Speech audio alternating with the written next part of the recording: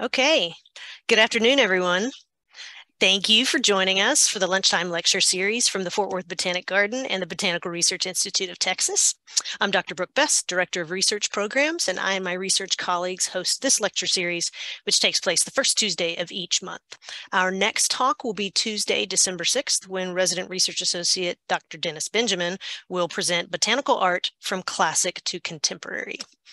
Viewers today will remain muted throughout the lecture, but you can type your questions in the chat anytime, and we'll go over those at the end during the Q&A session.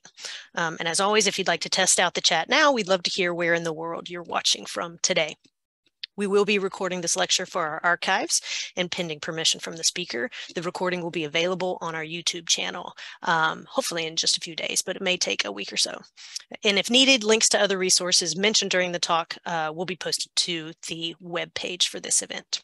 So I'll now turn it over to our Vice President of Research and Conservation, Dr. Peter Fritsch, who's going to introduce today's guest speaker. Okay, great. Is my microphone working okay? Okay, great. Well, thanks for joining us. Today it's a pleasure for me to introduce Mr. Maverick Tamayo. And Maverick did his bachelor's degree in biology at University of Philippines, Baguio, in Baguio City, Philippines, where he worked on the genus Amorphophallus. Then he received a master's degree from the same university in conservation and restoration ecology, also working on Amorphophallus. Now he's switched. He's now a master's student at Texas Christian University here in Fort Worth. His degree is in biology. This is going on his second year, and his advisors are Dr. John Horter and myself. And he's doing his master's thesis on a taxonomic reevaluation of tropical blueberry in genus Vaccinium. And this is basically a project that is kind of stemmed out of our Philippines NSF grant. So as part of that grant, we were able to recruit a number of graduate students, and Maverick has been one of those. So this has been really fantastic to have the student mentorship opportunity and on this grant. So I think Maverick now has 13 peer-reviewed articles under his belt, and 5 new species already of Vaccinium. I think he's going to tell you probably something about this, but 5 new species just while he's been a master's student here at TCU, and it's fantastic. 4 papers already published. So this is a great start, and there's plenty more to do. I think there's 1 in review right now, and on another species, and then working up several more undescribed species. We're trying to break, like, we're joking that we're trying to break the top 20, Vaccinium being the top 20 species rich genera in the Philippines. Right now I think it's just below Selaginella or something. And by the time we're done, it might be over 40 species, in that genus in the Philippines. Anyway, just want to mention a couple other things about Mavs. Goes by Mavs. Is first thing, he's gotten a lot of grants for this project. So he's gotten grants from American Society of Plant Taxonomists. He's gotten grant from the IAPT, I believe, the International Association of Plant Taxonomists. That's international, and also one from TCU. He also was first place winner in a university-wide contest. They have this every year at TCU for the graduate program, university-wide, on this thing called the 3-minute thesis. And the 3-minute thesis is where you explain, it's kind of like an elevator speech, and you explain what you're doing to an audience in 3 minutes or less, and you have to be clear and concise. And there are 3,000 competitors in that, and he took first place in that. So we're really proud of Maverick for all the work he's done so far on the project. And now he thinks he's looking at, I believe he's looking at PhD programs, if I'm not mistaken, and checking around for various programs that might be a good fit for him. Anyway, without further ado, then I will turn it over to Maverick.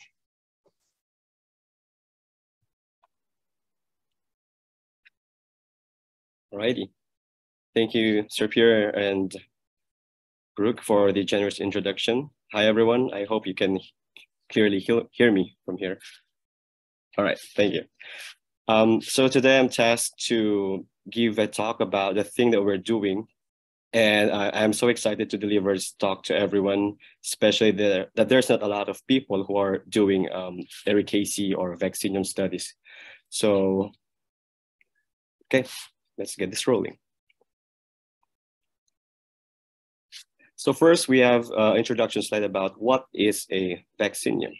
So we all know that it's a blueberry, or part of the huckleberry, as you call it here in the Northern America region. It's part of the larger heather heath family Ericaceae, or the ericoids. There are approximately 450 to 500 species of this worldwide, except in Antarctica and Australia. Currently in the Philippines, we have around 40 species thus far.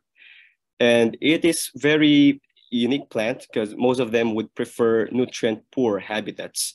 So either they are obliged to proliferate in area which are acidic in soil, or maybe epiphytic in terms of their habit. And with this kind of limitation in terms of the niche or the habitat that they can occupy, thus they have a very high endemicity, which most of them are only found in certain areas and mountain peaks in some regions in the Philippines. So the Vaccinium of the Philippines currently is around 40 species, and there are 37 of these which are considered to be endemics or only found in the country. Now, the endemicity of Vaccinium in the Philippines comprise 92.5%. This distribution encompasses 19 species in Luzon Island, 11 species in the Visayas Islands, and 70 species in the Mindanao Islands. However, the conservation status of the Philippine Vaccinium has not been assessed too much, or maybe has gained attention to people in conservation biology, and only 3 species are listed in DAO 2017-11. So this is a department order in the Environment Department of the Philippines about species categorized into different conservation priorities. And currently, there are no available IUCN assessment of this species. So these are the Vaccinium brachytrichum, which is categorized as vulnerable. It's a Palawan endemic species of Vaccinium, and it's an ultramafic or ultramafic obligate, or it only prefers acidic soils. Another one is Vaccinium gittingense, which is also vulnerable in category, which is present a little bit widespread, encompassing Luzon Island, Sibuyan in the Visayas Island, and also in Mindanao Island. And it's also an ultramafic obligate species. And then lastly, we have Vaccinium palawanense, which is also in a vulnerable category, a Palawan endemic, and also an ultramafic obligate Vaccinium species. So I would like to envision that maybe as part of our ongoing project on the Vaccinium of the Philippines, that the list of the DAO listed species for Vaccinium will increase in the coming years, or maybe even try to assess them based on IUCN current guidelines. The progress for the photo documentation of the Vaccinium of the Philippines currently stands at there are 22 species that we have documented in the wild, but there's also an enormously high number of species that have never been documented since their first collection or description back in the early 1900s. So 22 species we've documented and 18 species undocumented. I consider them as undocumented, although I have seen some of their living specimens from different herbaria in the United States and in the Philippines as well. So there's still a lot of things to do, especially like knowing these species, you know, how they behave, how they interact, how they look like in their natural habitat. Because, you know, there are things that you can't see on a dried specimen that may be substantially very informative in determining the delineation between one species from the other in terms of observing their in situ or their characters in their native habitat. So maybe an increased expedition to the different islands of the Philippines will hopefully provide more in-depth documentation of some of these undocumented species of Philippine Vaccinium.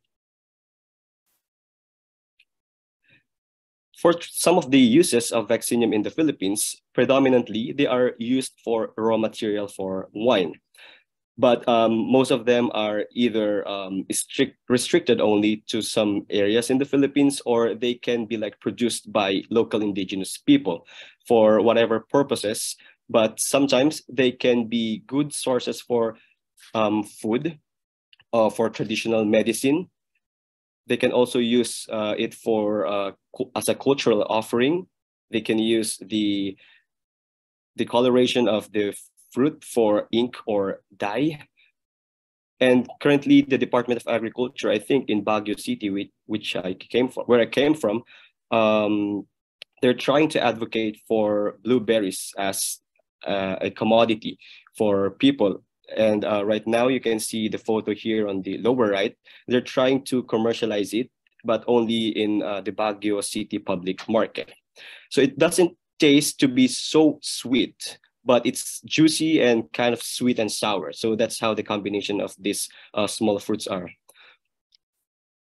But they do pretty good in terms of like raw material for wines. I've had like a good taste for some of these blueberry ones, and I would say they really have a good taste, and they really make good wines.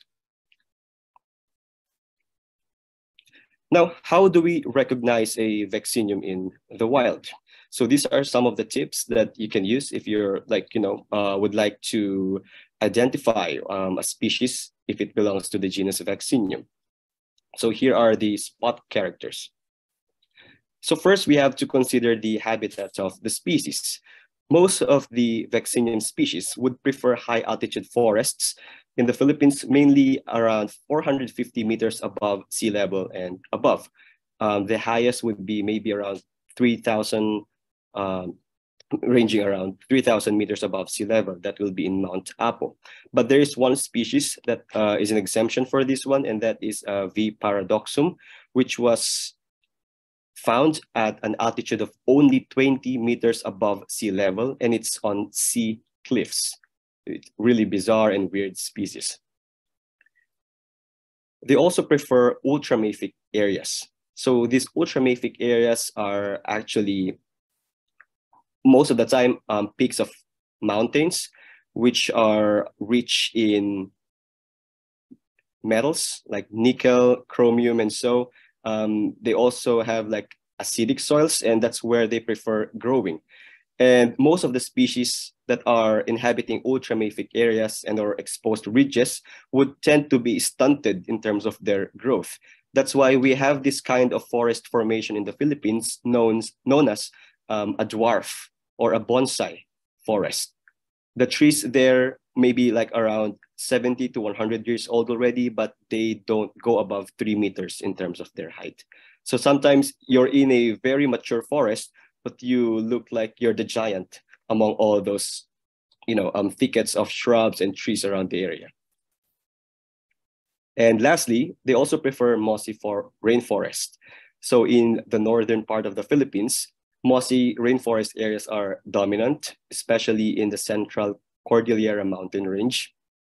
So most of the Vaccinium inhabiting mossy rainforest areas would also tend to prefer a habit which is more of epiphytic rather than terrestrial. So the habit of Vaccinium, they can be a tree, small tree, shrub, or sometimes epiphytic, depending on their habitat. In terms of their leaf morphology, this can be varied, and but predominantly they would exhibit a elliptic kind of leaf. The arrangement of the leaves will always be alternate. In terms of the adaxial or the upper surface of the leaf, majority of the species would have this very glossy adaxial leaf surface. In terms of their abaxial or the undersurface of the leaves, they can be paler And most of the time, the mid veins and the tertiary veins can be more evident on the abaxial leaf surface versus the adaxial leaf surface. And in terms of the shape, it's very varied. You can have also this almost rounded kind of leaf. The leaf bases are also very varied. They can be we call it cuneate. They can be rounded or auriculate. And the margins may have these small crenations, or can just be entire or smooth all throughout. But interestingly, some Vaccinium would have this presence of leaf marginal glands. Predominantly, they would be, for most species, they will be on a basal position, meaning to say that the glands would be present in the area of junction near the petiole and the leaf base of the leaf. But some of them may have these leaf glands distributed all throughout the length of the leaf margin, which you can see on the photo on the right. So this is one of the very distinct character of a Vaccinium, especially so that not a lot of Philippine Vaccinium, or maybe I would say at least for the other Southeast Asian species, would have leaf marginal glands distributed entirely on the length of the leaf margin. Most of them are only on the basal portion. Additionally, their leaves can be reddish when they are young, as exhibited on this picture. This has been exhibited by most of the Vaccinium, maybe not only in the Philippines, because I'm seeing some photos also of like some cultivated blueberries, and they tend to have this reddish coloration, especially when they are young. So that is that's a good character to spot a Vaccinium in the wild. In terms of their inflorescence and the flower, they can have racemes, or an aggregation of flowers in a stalk that can be positioned either terminal or pseudo-terminal. And some species may also have solitary axillary flowers, or flowers which are only found individually on the leaf axils of the plant. Moreover, some species will also have this bract or bracteole that can be persistent or early caducous, or they tend to fall off prior to even the flower maturing and blooming. So those are also important characters of a Vaccinium that needs to be properly documented. And these bracts or bracteoles, by the way, most of the time, they can't be easily found in herbarium specimens because they easily fall off, especially when they're already collected. So, but we can find like very good characters to discriminate different species using these bracts and bracteoles. The shape of the corolla is also very varied. It can be broad, it can be slim, it can be tubular, it can be ampullaceous. And all of these characters are very important to consider when we are trying to key out a species of Vaccinium. But then a defining character for all the species under genus Vaccinium is that they have an ursulate corolla and an inferior ovary. Means to say that the ovary rests below the aggregation of petal known as your corolla. And there's a diversity also of hairiness in the surface of your Vaccinium. They can be smooth, they can have these small hairs, they have glands, or even their calyces will also be very, very depending on species that you are trying to key out.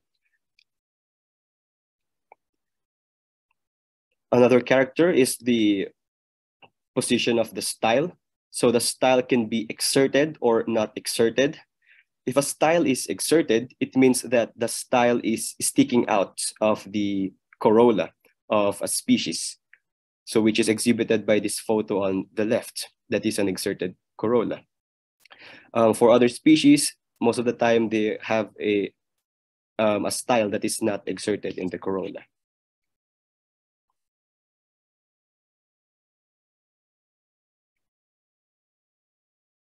Some species would also have this corolla sulci and ridges, which thus far have been only recorded for species. Maybe some species would exhibit corolla, sulci, and ridges, but this wasn't like clearly defined in the protologs or the old publications of some of these species. But so far, these are some of the species that exhibit a very pronounced corolla, sulci, or ridges. So I'm referring to these angles that you can see on the corolla. So those are the corolla sulci. And in the midvein of the corolla, which like, part that resembles a midvein for the petal, some species can have ridges or like small crested areas on the surface of their corolla as well. If you cut through an ovary of a Vaccinium, they have this pseudo 10 to 12 locular ovary. Pseudo means like they resemble a little bit of 10 to 12, but not really 100% 10 to 12. Because as you can see in this one, they have this false partition in the middle, which like is where the two seeds are connected directly. So it's more of kind of their placentation and their arrangement in terms of this, in the placentation in the fruit that gives them this pseudo 10 to 12 locular ovary.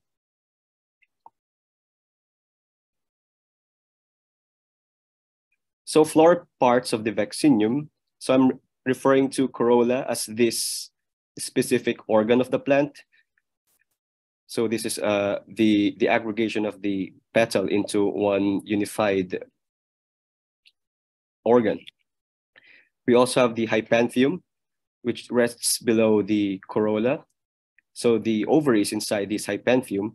And of course, the pedicel, which is the stalk that's holding the hypanthium and corolla all together. If we dissect a Vaccinium flower longitudinally, we can identify more clear-cut characters inside, specifically the corolla lobes, the style, the anther, the filaments, the calyx, which for this one is kind of rudimentary. And of course, most of the time, there is an articulation of the pedicel to the hypanthium, meaning to say that you can clearly see where the pedicel ends in the hypanthium because there is like a constriction that differentiates the two different organs. And other important characters that we have to consider if we're trying to key out a Vaccinium species is the internal surface of the corolla. Because some of the species would tend to have a smooth surface, internal surface of the corolla, but others may have these small hair-like projections, which can also be distributed all throughout the internal surface, or may be confined only in the upper and the lower portion of the corolla. The tubules, the length of these tubules, and the gland presence, these are also very strong characters that were not really given full consideration before. But now we're seeing big differences on the length or even in the position of the tubules. The presence and the absence of gland is also a very unique character that currently is more pronounced in the Indonesian and New Guinea Vaccinium, but not too much in the Philippine Vaccinium. Currently, I only know of like Vaccinium palawanense, which has this tubular glands, but the others would just have this spiky tubules. Of course, the anther cells, the width, the length, the disc, especially the shape. So this thing that's like the greenish part that's been pointed here is actually a special floral organ of the plant known as the disc. It is most of the time where a substantial amount of nectars are exudated by the plant. So the disc may vary depending on the species. It may be an annular one, it may be circular, or can just be disc flat. But for this one, we can say that this one is an annular and a little bit bulky in terms of its size. And then lastly, the calyx glands, which is also associated in terms of like knowing the different protuberances that can occur on the hypanthium surface. Some may have small unicellular trichomes, which are erect hairs, or can also be orange muriculate glands as well. And as you can see in this photo plate, you can just see a diverse shape in terms of the anther, the tubule, the corolla, differences in terms of the hairiness. So these are all the characters that we're trying to use to circumscribe the different species of Vaccinium in the Philippines. And of course, the stamen characters. So there are a lot of different kinds of stamens for different species of Vaccinium. They can have these elongated tubules, as one of this picture on the left is showing. It can also have tubules that are laterally oriented, like the second picture is showing. They can have the filaments a little bit undulating or wavy, like the third picture is exhibiting, or maybe small dentate or teeth-like edges, as the fourth picture is showing, or can have this dorsal anther spurs, like that of the fifth picture is showing. And of course, the fruit is a berry. And the fruit may have different protuberances on its surface, but most of the time it's glossy white. Others will be glaucous, or meaning to say they have this powdery and shiny little bits glowing surface. So this can also be very, very important character to distinguish one Vaccinium from the other. So as part of the plant discovery in the Southern Philippines project, we've been in many areas in Mindanao, and this is just one of the snapshots that we've had during our last fieldwork in Mindanao Island in the province of Bukidnon. So with this bigger project that we're currently doing right now, and as part of my ongoing thesis, we've already published 5 new Vaccinium. These are the Vaccinium carmisinum, Vaccinium exiguum, Vaccinium jubatum, Vaccinium burburan, and Vaccinium paradoxum. And I am happy to tell you that 3 of these 5 new species were actually discovered in herbarium specimens. So that means to say, guys, that there's just really a ton of new species or discoveries hidden in a herbarium specimen. So that underscores the importance of herbarium collections. So Vaccinium carmisinum, the epithet carmisinum, is derived from the Greek word for crimson or blood red, as depicted by its bract, pedicel, rachis, peduncle, and hypanthium color. Interestingly, when we saw this plant in a dried state, the newspaper was like, it's like filled with blood because of the reaction of this plant to ethyl alcohol. So it just made the entire of the newspaper red. It's like soaked with blood. And currently it is only known in 2 areas in Mindanao, which are in Mount Quiamo and Mount Limbawan. The interesting fact about this species is that it bears the widest leaves among any species of Vaccinium in the Philippines. In terms of the length, its maximum leaf length will reach 15 centimeters, and its maximum leaf width will extend to 9 centimeters. The second species, Vaccinium exiguum, the epithet exiguum refers to the overall small stature and leaf morphology of this species. This is one of the smallest species of Vaccinium in the Philippines and currently only known on the exposed ultramafic summit of Mount Victoria in Palawan Island. So the leaf maximum length of this species stretches to 9.3 millimeters, and on the width, it's only 6.0 millimeter max. The next species, Vaccinium jubatum. The epithet was derived from the Latin jubatus, meaning crested. So this is in reference with the dentate leaf margin of the new species, which is tipped by a prominent gland. It's currently only known in one location in Mount Kitanglan Mountain in Mindanao Island, and it bears one of the most bizarre leaf margin, as you can see on this photo on the left. So you can see those dentate leaf margins that are tipped with a prominent gland. The next one is Vaccinium burburan. So it's an epithet that was derived from the Iloco or Ilocano language meaning hairy. So the Iloco or the Ilocano language is the most widespread used language in the northern part of the Philippines. So since this species was collected in northern Luzon, we opted to name it from this local word for hairy.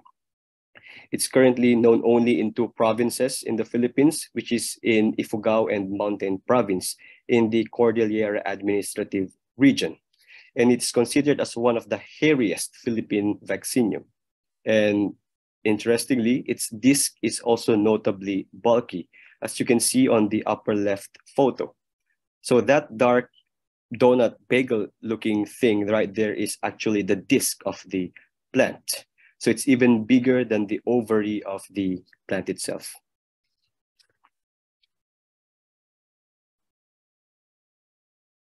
And lastly, we have Vaccinium paradoxum. The epithet paradoxum was derived from a Latin meaning in part puzzling or unusual. This is in reference to the unique placement of the sessile glands on its calyx lobes and the pedicel. So if you can see this picture on the upper right corner, you can see those big red dots on the middle part of the calyx lobes.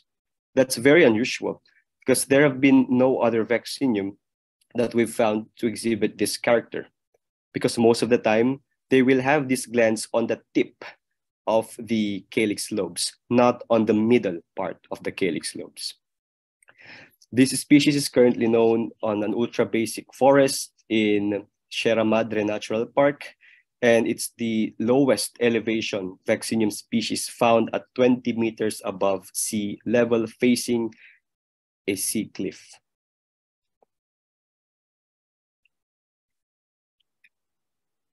And also, we are dealing with some of these complexes or taxa that needs resolution. Complexes meaning this species will tend to be like a dump site of like 5 different names, but then these names have been like for the longest time being synonymized to one name, but they deserve a species status, mainly because some of the distinct characters were not thoroughly looked into or described from previous publications, but now we are seeing these characters to be important characters that will differentiate them to species level. So one, this is the Vaccinium barandanum complex. So either this species will have 2 or 3 more species that will be split under its name, or maybe more names can be lumped to this name for a very widespread species occurring in most islands in the Philippines. The second one is Vaccinium commingianum complex. Currently, this species has 4 different varieties under its name. And looking at some of the collections of Vaccinium commingianum from Brit and other herbaria, I am looking at a lot of characters that are really distinct to differentiate some of the varieties and maybe elevate them into species rank. And of course, the Vaccinium benguetense complex that is very absurd, I would say, because some of the species that are lumped under this name, or maybe looks like this species, they don't have good herbarium materials or have not been documented in the wild, thus hampering all the causes to like trying to disentangle this species complex and knowing further the boundaries between the different species that may be lumped under this name. And lastly, we have Vaccinium bancanum. So the story of this Vaccinium is that this Vaccinium was first described using a species from Indonesia, and a Philippine species from Sulu Island was synonymized under this species, but then we can't find any species of Vaccinium bancanum that will represent the Philippine Islands. So more studies are needed in order to elucidate the complexity of this species, because right now we are into like more of raising a doubt into whether this species really is something that represents Vaccinium bancanum in terms of like looking into the Philippine archipelago as one of its extended localities. So with this, I would say that there are still a lot of work that needs to be done for the Vaccinium of the Philippines, and in a larger perspective in the touristic region of Malaysia.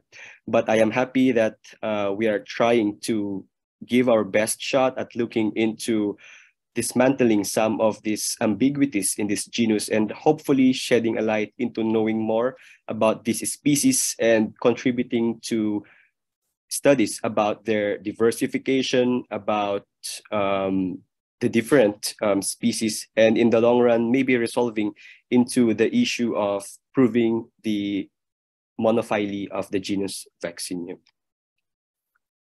So with that, I would like to acknowledge the different institutions that were a big part of this project and also our funding agencies as well. Thank you very much.